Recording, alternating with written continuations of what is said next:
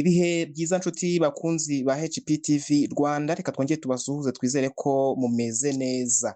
Hano rero tubagezaho amakuru aba agezweho mu bihe bitandukanye n'amasaha atandukanye, tugarutse rero tuje kubagezaho amakuru agezweho muri kano kanya, turaza kugaruka ku ngingo zikomeye ziri kuvugwa yaba hano mu Rwanda ndetse no hanze yarwo, turaza kubabwira ko mu mujyi wa Kigali ba nyir'utubari turimo amaroji basigaye baka insimburamubyizi abifuza kuryamana n'abakobwa bakoresha. Mu karere ka Gicumbi haravuga inkuru y'umugabo w'imyaka 61 wishwe atemaguwe. Mu karere ka Muhanga abajura bibye umunara wa sosiyete y'itumanaho.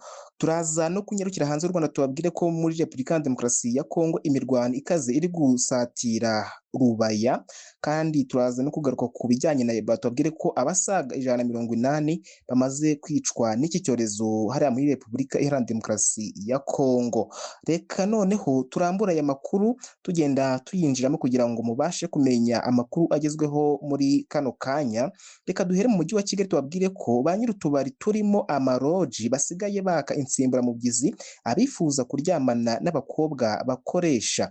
Ubusambanyi mu bakobwa bakora mu tubari dufite amaroji yo mu bice bitandukanye by'umujyi wa Kigali n'abagabo badusohokeramo biravuza ngo ubuhuha. Ubusanzwe abamenyereye imikorere y'indaya n'imibereho yazo bazi neza ko ushatse kuyigura kugira ngo baryamane ariyo igena igiciro cy'amafaranga ikeneye kugira ngo basambane. Ibi ntabwo ngo ariko bimeze ku bakobwa bakorera uburaya mu tubari dufite amaroji, kubera ko umugabo wadusohokeyemo iyo yifuje kuryamana n'umukobwa uhakora aba ategetswe kubanza kwishyura umukoresha we amafaranga y'insimburamubyizi. Ukweli Times yaganiriye na bamwe mu bakobwa bakorera uburaya muri utu tubari two mu mujyi wa Kigali turimo n'amaroji ndetse bitunze cyane abakoresha ngo batwo. Bemeza ko bahembwa intica n'ikize ndetse hari n'igihe biba ngombwa ko baryamana n'abakiriya kugira ngo babone ibibatunga n'amafaranga yo kwishyura inzu. Aba bakobwa bemeza ko batakibona agatubutse bitewe n'uko iyo hari umukiriya wifuza kuryamana nabo abanza kwishyura umukoresha wabo amafaranga 5,000 ndetse bayita insimburamubyizi kubera ko aba agiye guta akazi. Mu karere ka Muhanga haravuga inkuru itangaje y'abajura bibye umunara wa sosiyete y'itumanaho. Abantu bataramenyekana mu murenge wa Shyogwe mu karere ka Muhanga bagerageje kwiba ibikoresho byo ku munara wa sosiyete y'itumanaho imwe mu zikorera mu Rwanda uherereye mu mudugudu wa Munyinya akagari ka Ruli mu murenge wa Shyogwe, ariko abaturage batabaza inzego z'umutekano ababyibaga babitaho barahunga bahasiga imodoka. Abaturage bagaragaje ko kandi aba bakekwaho ubujura bakoze ibi mu gihe umuzamu usanzwe urinda uwo munara yari agiye gufata amafunguro iwe mu rugo. Bavuga ko aba bantu baje kuwa 20 Gicurasi 2026 bari bitwaje imodoka batangira gupakira bimwe mu bikoresho by'uyu munara birimo amabatiri awufasha gukora, ariko babonye ibyo bikorwa bahita batabaza bituma abo bakekwaho ubujura bata imodoka n'ibyo bari bamaze gupakira bariruka. Umunyamabanga nshingwabikorwa w'umurenge wa Shyogwe Nsengimana Oswald yavuze ko abaturage n'irondo bakoze igikorwa gikomeye cyo gutanga amakuru ku gihe ku icyo gikorwa kigayitse cy'ubujura bwarimo bukorerwa kuri uyu munara. Mu karere ka Gicumbi hari kuvuga inkuru naho itangaje ariko inababaje. Haravuga inkuru y'umugabo w'imyaka 61 wishwe atemaguwe mu mudugudu wa Tanda akagari ka Tanda mu murenge wa Giti mu karere ka Gicumbi. Haravugwa urupfu rw'umugabo witwa Alphonse Muganga w'imyaka 61 bikekwa ko yishwe atemwe n'umuhungu we ufite imyaka 31 afatanyije na nyina. Bari basanzwe bafitanye amakimbirane ashingiye ku mitungo ahagana ku isaha y'isa 7 z'ijoro. Abaturanyi ba Alphonse bavuga ko bababajwe n'urupfu rwe kuko ubwo bahuruzwaga n'umugore we basanze yamaze kwitaba Imana. Icyakora bakavuga ko umugore we ashobora kuba afite uruhare mu rupfu rwe kuko ngo bari basanzwe bafitanye amakimbirane ashingiye ku mitungo. Umwe mu baturanyi ba Alphonse yavuze ko Manishimwe umwana wa Alphonse ajya kugenda yavuze ko azize nyina kuko ari we wateguye ibyo kwica se. Abaturage bavuga ko bababajwe cyane n'urupfu rwa Alphonse bagasaba iperereza ryimbitse ryakorwa maze ababigizemo uruhare bakabiryozwa. Mu karere ka Rusizi haravugwa inkuru amakuru y'abaturage bashinja kampani yubatse umuhanda kuwusondeka. Rusizi mu murenge wa Gihundwe abaturage bavuga ko kampani ya Ecojet Limited yubatse umuhanda w'Abadive Cyunyu Shangasha yawusondetse, ibyatumye uyu muhanda wiyasa imitutu ukarigita gusa. Abaturage bakavuga ko bashima Imana kuba nta buzima bw'abantu bwahagendeye bitewe n'uko wiyashije. Ni umuhanda ufite ibirometero 4 na metero 23, igice cya mbere cyawo cyamaze gukorwa, ubu bakaba bari bageze ku gice cyawo cya kabiri, ari naho hari igishanga gihuza akagari ka Shangasha na Badive. Abaturage basanzwe banyura muri uyu muhanda bavuga ko ibikoresho biwubatse bitari bikomeye, ariko bakavuga ko bawubatse hejuru y'umugezi. Nanone umuyobozi w'akarere ka Rusizi ushinzwe ubukungu Habimana Alfred avuga ko uyu muhanda wari ugeze ku gipimo cya 95%, akavuga ko ubwo bimenyekanye kare bigiye gukosorwa. Reka dukubitire no hanze y'u Rwanda, duhere muri Repubulika ya Demokarasi ya Kongo, tubwire ko abamaze kwicwa na Ebola bakaba 180. Umuryango mpuzamahanga ushinzwe ubuzima OMS watangaje ko ukeka ko abantu 750 banduye icyorezo cya Ebola muri Repubulika ya Demokarasi ya Kongo, 177 muri bo bakaba bamaze gupfa.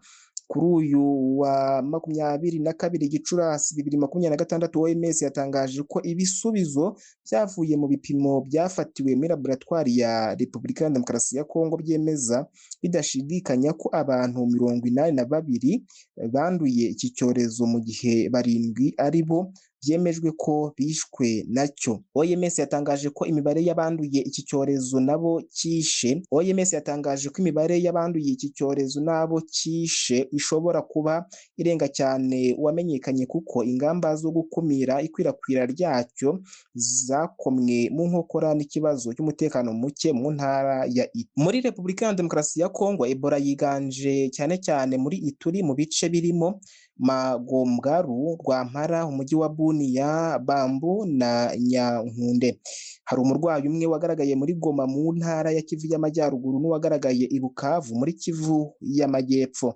Minisiteri y'Ubuzima yari yatangaje ko abantu 671 ari bo bikekwa ko banduye Ebola kugeza tariki 20 Gicurasi, barimo 160 byakekwaga ko bishwe n'iki cyorezo. Kugeza uwo munsi hari hamaze gufatwa ibipimo 218 birimo 134 byasuzumwe. Abashakashatsi bemeje ko iyi Ebola ari iyo mu bwoko bwa Bundibugyo.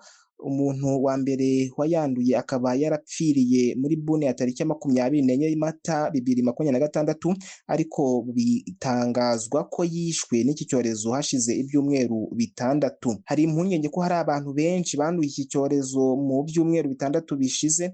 Leta ya RDC itaremeza ko ari cyo cyishe uyu muntu, ikaba imwe mu mpamvu OMS igaragaza ko imibare ishobora kuba irenze cyane itangazwa. Muri Uganda ho hari kuvuga inkuru y'uko abajya mu nkiko bambaye uko bishakiye baburiwe. Urwego rw'ubucamanza muri Uganda rwaburiye abajya mu nkiko bambaye uko bishakiye, rubamenyesha ko uzafatwa yarenze ku mabwiriza agenga imiburanishirize y'imanza azajya ahanwa. Rwamenyesheje abajya mu nkiko ko amabwiriza ya 2024-2029 agenga imiburanishirize y'imanza abasaba kugira imyitwarire myiza, kubaha abacamanza n'ibikorwa remezo bakoreramo. Uru rwego rwatangaje ko kwinjira mu mbago z'urukiko cyangwa imbere mu rukiko yambaye imyambaro iriho amagambo, ibishushanyo cyangwa ibirango byibasira abandi bitemewe. Abajya mu nkiko kandi basabwe kwirinda amagambo no gukoresha baguze urukiko ibimenyetso by'umubiri byibasira abandi n'indi myitwarire ishobora kubangama irimo gusakuza no kuririmba. Twongere dusubire gato muri Repubulika Iharanira Demokarasi ya Kongo. I Masisi imirwano ikaze iri gusatira Rubaya. Ihuriro AFC M23 ry'ingabo zishyigikiwe n'ubutegetsi bwa Repubulika ya Demokarasi ya Kongo bihanganye bikomeye mu duce turi hafi ya santere ya Rubaya ikungahaye ku mabuye y'agaciro ya Korota. Tariki ya 21 Gicurasi 2026 umuvugizi wa AFC M23 Lawrence Kanyuka yatangaje ko kuva mu rukerera rw'uwo munsi ingabo za RDC n'imitwe ya Wazalendo byakajije ibitero mu duce two muri segiteri ya Katoyi muri teritwari ya Masisi. Kanyuka yari yatangaje ko tariki ya 19 Gicurasi nabwo ingabo za RDC na Wazalendo byari byagabye ibindi bitero muri santere ya Mitimingi n'uduce bihana imbibi nabwo muri Masisi. Uduce twabereyemo imirwano uwo munsi turimo Kinigi, Kawere na Cungi mu ntera y'ibirometero birenga 30 werekeza muri santere ya Rubaya. Ingabo za leta zigamba kutugenzura gusa AFC M23 ntacyo ibivugaho. Mu gitondo cyo kuri uyu wa 22 Gicurasi imirwano yubuye hafi ya Rubaya mu duce turimo Cungi, Kavuta no mu misozi ikikije santere ya Kinigi.